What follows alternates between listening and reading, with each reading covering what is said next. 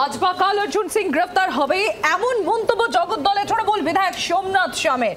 তার বক্তব্য হচ্ছে, তার আরো বক্তব্য, এই ব্যারাকপুর শিল্পাঞ্চলে যা ঘটনা, সমস্ত ঘটনার পিছনেই অর্জুন সিং এর হাত রয়েছে। শুধু তাই নয়, একাধিক লাইসেন্সও রয়েছে, বন্দুকের লাইসেন্সও রয়েছে তার নামে, এবং সেই বন্দুকের লাইসেন্স নাগাল্যান্ড থেকে করা হয়েছে, এমনটাই বিধায়কের দাবি।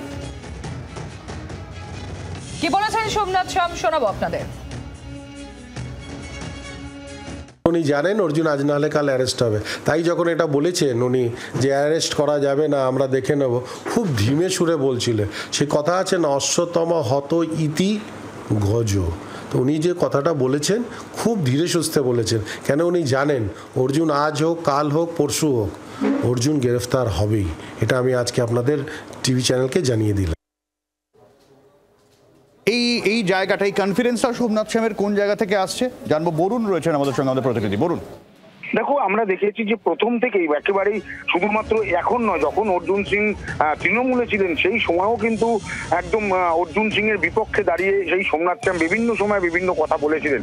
ঠিক সোমনাথ শ্যাম যখন বিজেপি গেল তারপর থেকেও কিন্তু আরো তার তীর বেরিয়েছে, এবং তিনি যেটা বলছেন যে আজ হোক বা কাল হোক অর্জুন সিং যে কাণ্ড ঘটিয়েছে বা যে কাণ্ড করেছে তার জন্য অর্জুন সিং গ্রেপ্তার হবে, এবং সেই প্রস্তুতি শুরু হয়ে গিয়েছে।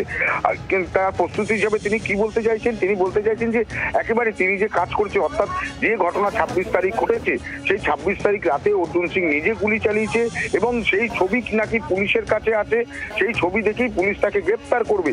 শুধু এই একটি কাণ্ড নয়, বিভিন্ন সময় বিভিন্ন রকম যে ব্যারাকপুর শিল্পাঞ্চলে অপরাধ ঘটে, সেই অপরাধের সঙ্গে একেবারেই সরাসরি অর্জুন সিং যুক্ত থাকে, এবং সেই কারণেই তিনি কিন্তু গ্রেপ্তার হবেন। পুলিশ মোটামুটি ভাবে পুলিশ সবকিছু সাজিয়ে ফেলেছে, গুছিয়ে ফেলেছে। শুধুমাত্র যেহেতু সেন্ট্রাল ফোর্সের ঘেরা টোপের মধ্যে তিনি থাকেন, তার জন্যই শুধু সেই প্রক্রিয়াটা করতেই কিছুটা সময় লাগছে। এর মধ্যেই কিন্তু অর্জুন গ্রেপ্তার হবে। বরুণ, সঙ্গে থাকো বরুণ। আরেকবার শোনাবো কি বলেছেন ঠিক সোমনাথ শ্যাম। উনি জানেন অর্জুন আজ নাহলে কাল অ্যারেস্ট হবে, তাই যখন এটা বলেছেন উনি যে অ্যারেস্ট করা যাবে না, আমরা দেখে নেব, খুব ধীমে সুরে বলছিলেন। সে কথা আছে না, অশ্বতম হত ইতি গজ। তো উনি যে কথাটা বলেছেন খুব ধীরে সুস্থে বলেছেন, কেন উনি জানেন অর্জুন আজ হোক, কাল হোক, পরশু হোক, অর্জুন গ্রেফতার হবেই। এটা আমি আজকে আপনাদের টিভি চ্যানেলকে জানিয়ে দিলাম।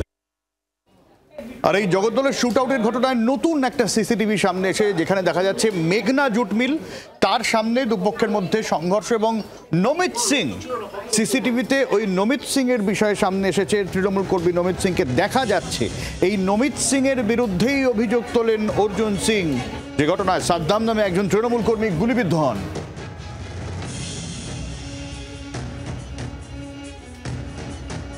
আবারও বরুণের কাছে যাব। এই নমিত সিং, তার সঙ্গে ঘটনার কিভাবে যোগ, কি সমস্যা, সেটা জানাবে, গোটাটা বোঝাবে। বরুণ, একেবারেই দেখো, এই নমিত সিং এর কথা উঠে আসছে, বা প্রথম দিন থেকে অর্জুন সিং যার কথা বলে আসছিল, সেই নমিত সিং এই ভিডিও ফুটেজে কিন্তু দেখা যাচ্ছে একদম মজদুর ভবন যেটা রয়েছে তার যে রাস্তা, সেই রাস্তা থেকে একটু এগিয়ে গিয়েই সেখান থেকে তারা দল বেঁধে নমিত সিং এবং ফিরোজ, এই ফিরোজও কিন্তু তৃণমূল কর্মী এবং তৃণমূল নেতৃত্বের সঙ্গে সবসময় থাকে, সেই ফিরোজ এবং নমিত সিং তারা দুজন মিলে তাদের দলবল নিয়ে আসছিলেন।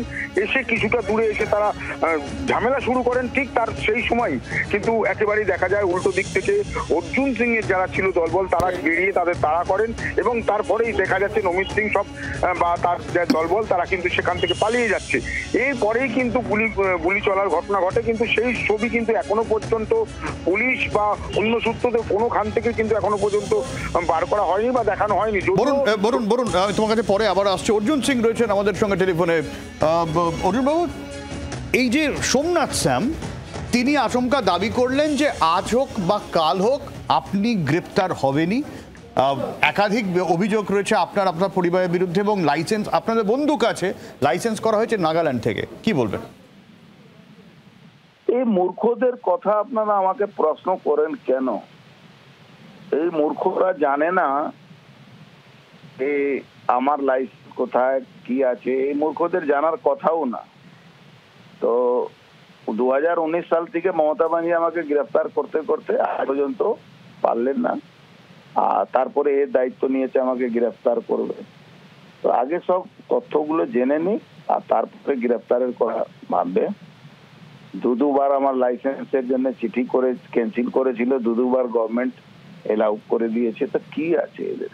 এরা জানে? এদের কোনো আইডিয়া আছে? লাইসেন্স মানে আমার প্রপার্টি, লাইসেন্স মানে কিছু শুধু গভর্নমেন্ট একবার দেওয়ার পরে আমার প্রপার্টি। কিন্তু অর্জুনবাবু, সোমনাথবাবু বলছেন যে আপনি গ্রেফতার হবেনি আজ হোক বা কাল হোক, এত অভিযোগ।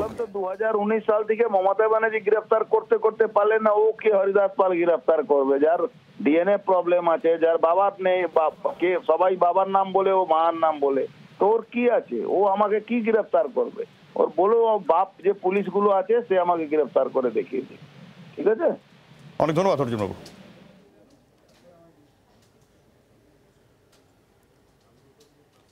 আর অর্জুন সিং হাইকোর্টের দ্বারস্থ হয়েছেন। কোন জায়গা থেকে সম্প্রীতি? অর্জুন সিং এর অভিযোগ পুলিশি জেরার নামে তাকে হেরস্তা করা হচ্ছে, এই নিয়ে অভিযোগ জানিয়েছেন তিনি। আমরা জানি জগদ্দলের এই ঘটনার পর অর্জুন সিং এর বাড়িতে সেখানে পুলিশ যায়, সেখানে জিজ্ঞাসাবাদ করা হয় বেশ কিছুক্ষণ তাকে, এবং ঠিক এই জায়গায় দাঁড়িয়েই হাইকোর্টের দ্বারস্থ হচ্ছেন তিনি। বাড়ির সামনে বোমাবাজির ঘটনায় এফআইআর দায়ের করা হোক, থানায় ডেকে জিজ্ঞাসাবাদের নামে হেনস্থা করা হয়েছে, আদালত হস্তক্ষেপ করুক, এমনই আবেদন চেয়ে মামলা দায়ের প্রাক্তন বিজেপি সাংসদের।